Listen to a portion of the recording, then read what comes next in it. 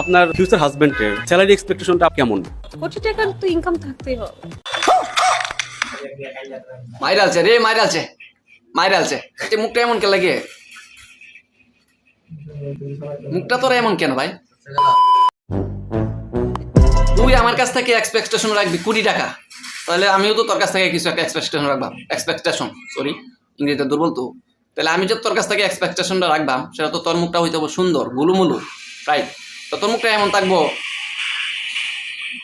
তাহলে কি আমি তোর 1 কোটি টাকা দিলাম নাকি? মানে আমি 1 কোটি টাকা ইনকাম করলে পরে আমি কি তোরা বিয়ে করবা? দেশে কি মেয়ের এত অভাব?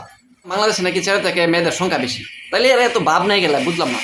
এদের তো ডিমান্ড টাকার কথা কম, যেখানে চাহিদার যোগান বেশি থাকলে প্রাইস রেট কমে যায়।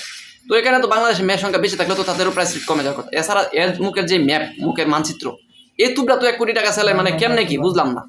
ভাইরাল হওয়ার জন্য এরকমই মানে কথাবার্তা যে বলো, মুখে টুরে বাজানা। হ্যাঁ, কোনোদিন হাতাইছো 1 কোটি টাকা? কি কো তুমি পাহাড়? কোটি টাকা কোনোদিন দেখছে? বুঝলাম না। রাইট। এই যে ছোট ভাই বলে দিল কি সুন্দর কথা, হ্যাঁ ভদ্রভাবে সে বলে দিল।